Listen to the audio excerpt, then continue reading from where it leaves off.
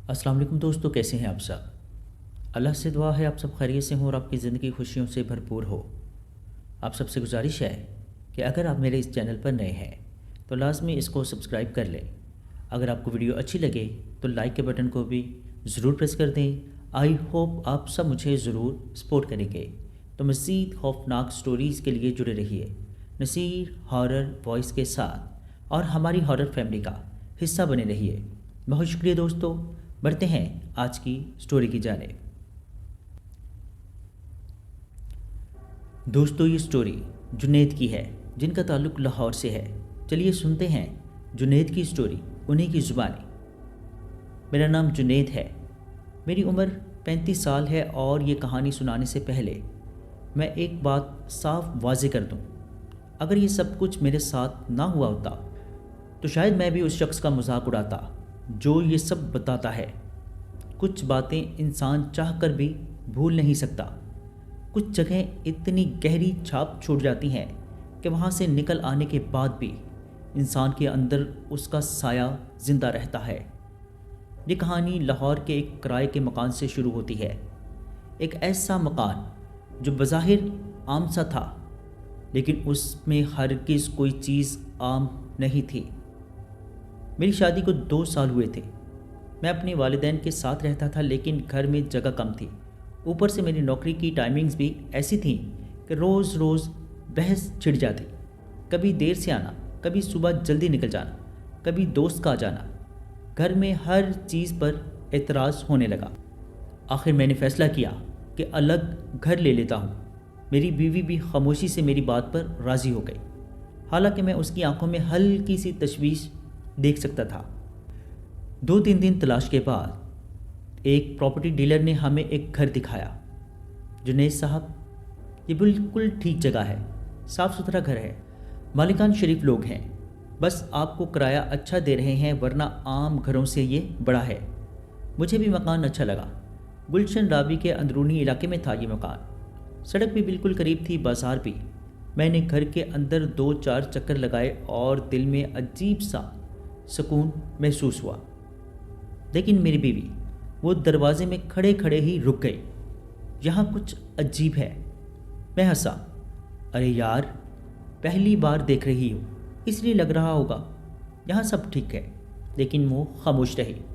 میں نے ڈیلر سے رینٹ اور ایڈوانس طے کیا، کاغذات مکمل کیے اور 2 دن بعد ہم گھر میں شفٹ ہو گئے۔ لیکن ہمیں کیا معلوم تھا کہ شفٹنگ ہماری زندگی کی سب سے بڑی غلطی بنے گی۔ نیا گھر ہمیشہ خوشی دیتا ہے، بیگ کھولنا، چیزیں ترتیب دینا، نیا ماحول، سب اچھا لگتا ہے۔ لیکن یہاں ایک خاموشی تھی، ایک ایسی خاموشی جو عام گھروں میں نہیں ہوتی۔ میری وائف نے مجھے 1-2 بار بلایا، جنید ادھر آؤ، یہ کمرہ کچھ نم سا لگ رہا ہے نا؟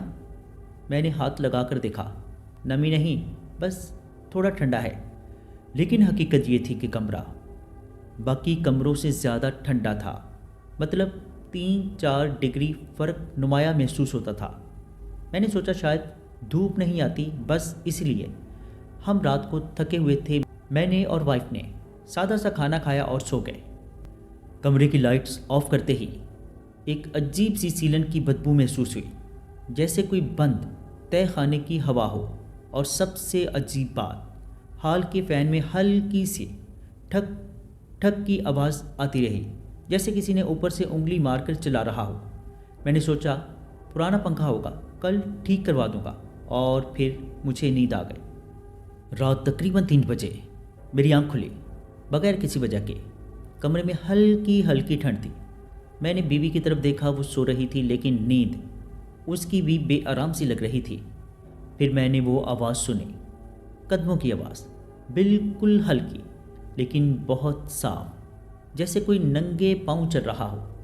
آواز کچن کی طرف سے آ رہی تھی۔ میرا دل زور زور سے دھڑکنے لگا۔ میں نے پہلے خود سے کہا کہ شاید وہم ہے، لیکن پھر آواز دوبارہ آئی، ٹھک ٹھک ٹھک۔ میں نے آہستہ سے بیوی کو جگانے کی کوشش کی مگر وہ گہری نیند میں سو رہی تھی۔ میں نے سوچا کہ اٹھ کر خود چیک کرتا ہوں۔ جیسے ہی میں دروازے کے پاس پہنچا، آواز آنا بند ہو گئی۔ میں نے لائٹ آن کی، ہال میں کوئی نہیں تھا، کچن خالی تھا، باہر کا دروازہ بھی بند تھا۔ میں نے خود کو سمجھایا، بھائی نئی جگہ ہے، لیکن اندر سے دل کہہ رہا تھا یہ کسی کے عام چلنے کی آواز نہ تھی۔ صبح ہوتے ہی میری وائف نے میری طرف مڑ کر کہا، جنید تم رات جاگے ہوئے تھے؟ ہاں بس ایسے ہی۔ کیوں؟ وہ لمحے بھر کو رکی، پھر بولی، 3 بجے کے قریب کسی نے میری طرف جھک کر جیسے کچھ کہا ہو۔ میں نے آنکھ کھولی تو آگے سے کچھ نہ تھا۔ میرے ہاتھ ایک لمحے کو رک گئے۔ تم نے شاید خواب دیکھا ہوگا۔ وہ آہستہ سے سر ہلانے لگی۔ ہو سکتا ہے، لیکن اس کی آنکھوں کی بے چینی میں نے پہلے کبھی نہیں دیکھی تھی۔ دوپہر کے وقت میں دفتر کی میں کام میں لگا ہوا تھا اور میری بیوی کچن میں تھی۔ گھر میں مکمل خاموشی تھی، صرف برتنوں کی ہلکی ہلکی آواز آ رہی تھی۔ پھر اچانک ایک لمحے کے لیے مجھے لگا ہال کے کونے میں کوئی کھڑا ہے، ایک سایہ، بالکل ساکت۔ میں نے آنکھیں اچھی طرح جھپکی، دوبارہ دیکھا تو وہاں کچھ نہیں تھا۔ میرے دل کی دھڑکنیں تیز ہو گئی۔ میں اٹھا اور کونے تک گیا۔ وہاں دیوار تھی اور خالی حصہ۔ یقیناً تھکاوٹ ہے، لیکن ایک عجیب بات نوٹ کی۔ جس جگہ مجھے وہ سایہ دکھائی دیا تھا وہاں سرد ہوا کا ہلکا سا جھونکا محسوس ہو رہا تھا، حالانکہ سارے دروازے بند تھے۔ میں نے خود سے کہا، زیادہ سوچنے کی ضرورت نہیں، بس یہ سب ہمارا وہم ہے۔ لیکن اب میں ہر 2 منٹ بعد پیچھے مڑ کر دیکھ رہا تھا۔ نصیر بھائی، تیسری رات سب سے زیادہ ہولناک تھی۔ رات کے تقریباً 2:30 بج رہے تھے۔ میں لیٹا ہوا تھا، نیند نہیں آ رہی تھی، میری بیوی میرے برابر میں سو رہی تھی۔ تب اچانک ہال میں زور زور سے رونے کی آواز آنے لگی، ٹھک ٹھک ٹھک ٹھک ٹھک، جیسے کوئی بچہ ننگے پاؤں دوڑ رہا ہو، لیکن رفتار بہت تیز تھی، غیر فطری۔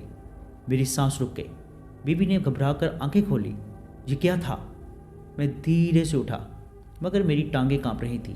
میں دروازے کے قریب پہنچا، لائٹ آن کی، آواز فوراً بند ہو گئی۔ ہال خالی تھا، لیکن مجھے ہوا کا جھونکا محسوس ہوا، بہت ٹھنڈا جھونکا، جیسے دروازہ ابھی ابھی کسی نے کراس کیا ہو۔ اور سامنے دیوار پر گھڑی کے نیچے کچھ سیکنڈ کے لیے مجھے لگا کہ جیسے باریک سا دھواں تیر رہا ہے۔ میں فوراً پیچھے ہٹ گیا۔ میری بیوی دروازے تک آ چکی تھی۔ جنید، یہ جگہ ٹھیک نہیں ہے۔ میں نے اسے جھوٹا حوصلہ دیا، بس گھر پرانا ہے، ہوا کی وجہ سے آواز آتی ہے۔ لیکن میں خود جانتا تھا یہ ہوا نہیں تھی، ان قدموں میں وزن تھا، دوڑنے میں غصہ تھا، اور اس ٹھنڈ میں جیسے کسی زندہ چیز کا لمس ہو۔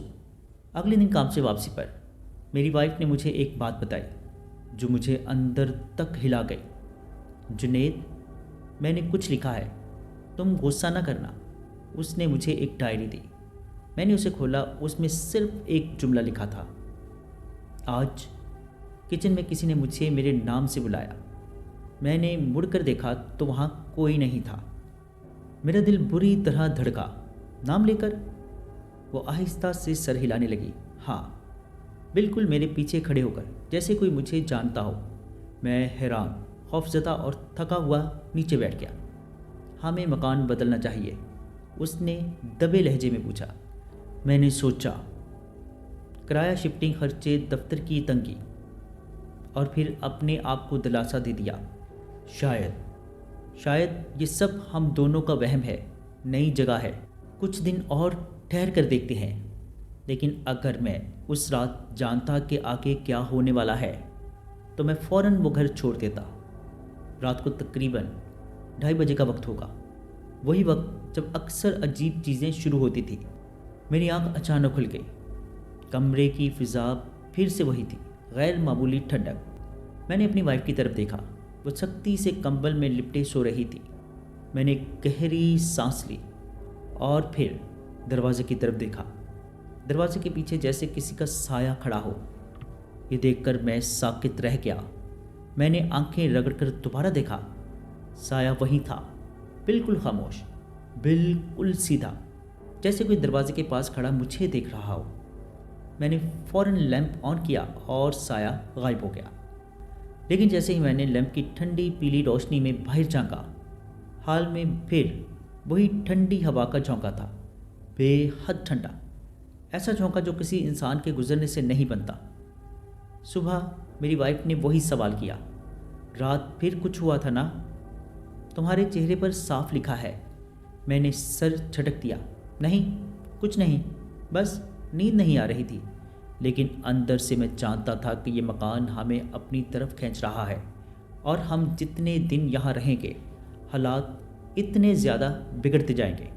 لیکن شاید میں حقیقت کا سامنا نہیں کرنا چاہتا تھا، یا شاید میں اپنی مردانگی کی انا میں تھا کہ مجھے بھوت جیسی کوئی چیز نہیں چھو سکتی۔ لیکن وہ رات جس نے میرے اس گھمنڈ کو توڑ کر رکھ دیا، وہ سب سے خطرناک رات تھی۔ وہ رات میں کبھی نہیں بھول سکا۔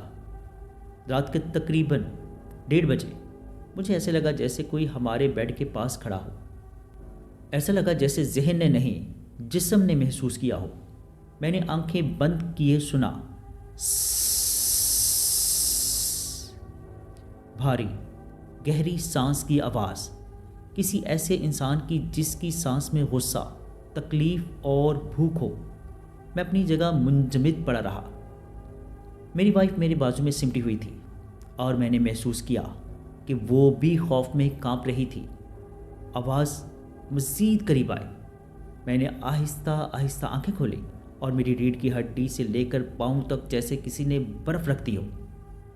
بیڈ کے پاس بالکل ہمارے پیروں کے قریب اندھیرے میں کسی کا دھندلا سا سراپا نظر آ رہا تھا۔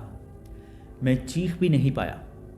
میری سانس رک سی گئی۔ وہ چیز ایسے کھڑی تھی جیسے ہمیں ہی دیکھ رہی ہو۔ میں نے جیسے ہی لیمپ کی طرف ہاتھ بڑھایا، وہ ایک لمحے میں غائب ہو گئی، لیکن ہوا میں اس کی سانس کی گونج ابھی بھی باقی تھی۔ میری بیوی نے ہچکی بھرتے ہوئے کہا، جنید، یہ جگہ چھوڑ دو پلیز۔ میں نے اس رات خود سے بھی جھوٹ بولنے کی کوشش نہیں کی۔ ہاں، ہم یہ گھر چھوڑ دیں گے، لیکن ہمیں نہیں معلوم تھا کہ گھر چھوڑنے سے پہلے یہی مکان ہمیں اپنی ایک آخری نشانی دینے والا تھا۔ ایک ایسی نشانی جو آج بھی میرے خوابوں میں آتی ہے۔ اگلی صبح میں نے فیصلہ کر لیا تھا کہ بس آج ہم یہ گھر چھوڑ دیں گے۔ میں نے دفتر میں فون کر کے چھٹی لی۔ پلان یہ تھا کہ دوپہر تک سامان پیک کر کے شام تک ہم یہاں سے نکل جائیں گے، لیکن جیسے ہی میں نے سامان پیک کرنا شروع کیا، عجیب باتیں ہونے لگیں۔ مثلاً الماری کا دروازہ خود بخود بند ہو گیا، حالانکہ زور سے بھی نہیں دھکیلا جا رہا تھا۔ ہال کا پنکھا بار بار خود بخود چلنے اور رکنے لگا۔ کچن سے برتنوں کے گرنے کی اور ہلنے کی آوازیں آنے لگیں، جیسے کوئی اندر کام کر رہا ہو۔ میری وائف بار بار ڈر کر پیچھے مڑتی جیسے کوئی پاس سے گزرا ہو۔ ایک بار تو اس نے اتنی گھبراہٹ سے میرا ہاتھ پکڑا کہ اس کی انگلیاں تک کانپ رہی تھیں۔ جنید، مجھے لگ رہا ہے جیسے کوئی چاہتا ہی نہیں کہ ہم یہاں سے جائیں۔ میں نے سختی سے اس کی بات کاٹ کر کہا، نہیں، یہ گھر چھوڑیں گے، ابھی چھوڑیں گے۔ لیکن دل کے اندر کہیں نہ کہیں میں بھی تسلیم کر چکا تھا کہ واقعی کچھ ہے جو ہمیں روک رہا تھا۔ میں بیڈ روم میں سوٹ کیس میں کپڑے رکھ رہا تھا کہ اچانک الماری میں ٹنگے کپڑے خود ہی نیچے گرے، پورے ہینگرز سمیت، جیسے کسی نے ایک جھٹکے سے الماری خالی کر دی ہو۔ میری وائف دور سے چیخی، جنید، یہ کس نے کیا؟ میں بھاگ کر گیا، لیکن اندر کوئی نہیں تھا۔ میری ریڑھ کی ہڈی میں ٹھنڈ دوڑ گئی۔ میں عجیب طرح سے غصے میں بولا، بس جو بھی ہے ہمیں نہیں روک سکتا۔ لیکن میری آواز ہی مجھے غیر فطری لگ رہی تھی، جیسے وہ کمرے میں میری بات سنتا ہو اور ہنس رہا ہو۔ ہم نے سوچا کہ دوپہر تک نکل جائیں گے، لیکن پیکنگ میں شام ہو گئی، اندھیرا پھیل گیا۔